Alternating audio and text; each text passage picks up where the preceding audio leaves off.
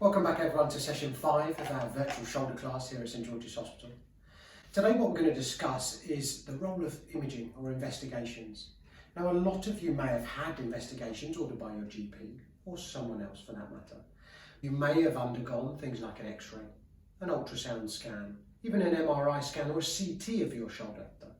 But what's really important is to learn a bit more about their actual value. In session 1, where we showed you the YouTube clip from a really eminent physiotherapist called Jeremy Lewis, he touched on actually the number of incidental findings that are really significant, particularly relevant to the shoulder. We found that the literature suggests one study found that up to 96% of people involved in the study who had no shoulder symptoms at all presented with some form of structural change. We can have a lot of normal structural changes which are simply just part of the aging process. It's just like we get grey hairs and wrinkles on our skin. This is a part of signs of getting older.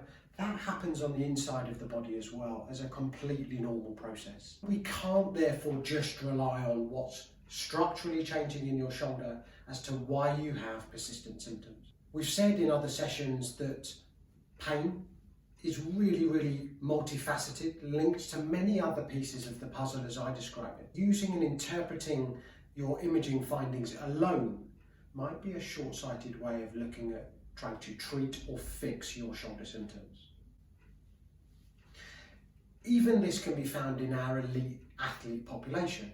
There are some big studies out of the US that suggest that a significant number of baseball pitchers have been found to have structural changes affecting their rotator cuff, where even some of them have been found to have large to massive rotator cuff tears, but yet they're still performing at an elite level.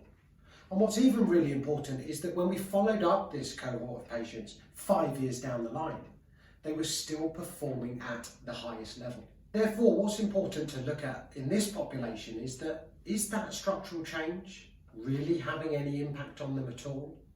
Clearly not, because they don't complain of any pain. And therefore, with your shoulder symptoms, let's look at the bigger picture. In essence, therefore, getting better usually has nothing to do with structurally changing anything, fixing anything, or in the rotator cuff related shoulder pain population, going to see an orthopaedic surgeon. Because we know exercise can be really helpful. Thanks for listening in to session 5 on imaging and further investigations today in our virtual shoulder class, and we look forward to seeing you again next time.